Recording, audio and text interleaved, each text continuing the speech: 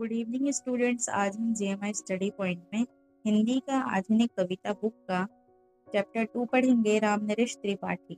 रामनरेश त्रिपाठी जी के चैप्टर को पढ़ने से पहले उनके परिचय के बारे में जानेंगे।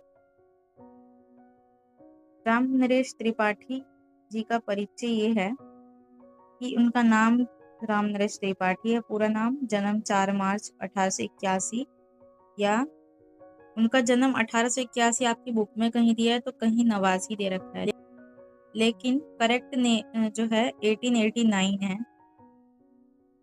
तो 1889 में उनका उत्तर प्रदेश में जन्म हुआ। जन्म स्थान है कोयरीपुर गांव, जौनपुर, सुल्तानपुर।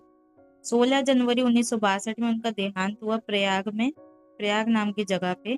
पिता का नाम पंडित रामदत्त त्रिपाठी था, माता का नाम सरस्वती।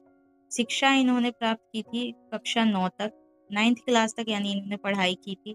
नागरिकता भारत की ही है। भाषा जो है इनकी हिंदी, संस्कृत, गुजराती और उर्दू थी। खड़ी बोली भाषा इन्होंने अपने पाठ्य लेखन में जो भी कविताएं इन्होंने लिखी उसमें अपनाया।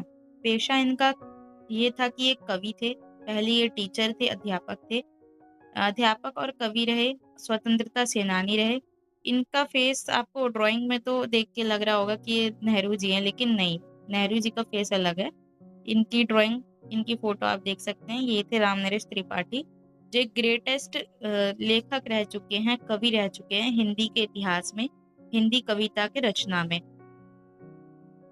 तो हिंदी में जो हम पढ़ते हैं आधुनिक कविता में, आधुनिक जो फेमस रहे भारतेंदु युग में और द्विवेदी युग में, तो ये जो लेखक हैं ये द्विवेदी युग के बहुत ज्यादा फेमस प्रसिद्ध कवि हैं।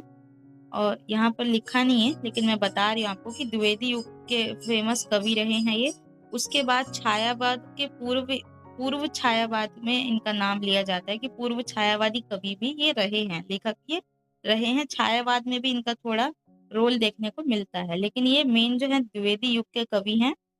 इनका भाषा हमने जान लिया, पेशा भी हमें पता चलेगा कि स्वतंत्रता सेनानी और कवि थे। रचनाएं इनकी जो बहुत ज्यादा फेमस है वो है मिलन, पथिक, मानसी, स्वप्न और महात्मा बुद्ध और कौमुदी। कविता जो आपके बुक में जो दी हुई है वो आपको पढ़ने को दी हुई है भगवान, भक्त और भगवान और विधवा का दर्पण।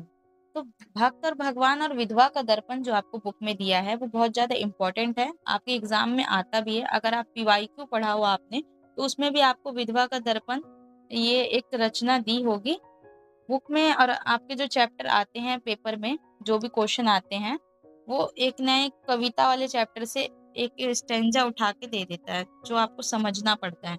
और एक लिखा है इन्होंने अरुण, यह अरुण मधुमय देश हमारी, यह भी इनकी ही लिखी हुई एक रचना है जो बहुत ज्यादा फेमस है, जो सबने ही पढ़ी होगी। पुरस्कार इनको हिंदुस्तान अकेडमी पुरस्कार मिला था। इनकी जो लिखने की जो शैली थी, इनका जो तरीका था लिखने का वो था गीतात्मक। बहुत ज्यादा मतलब जो पढ़ने में ऐसा लगे कि हम गीत गा रहे हो, इस तरह की इनकी शैली थी लिखने की। तो ये था रामनरेश त्रिपाठी जी का परिचय।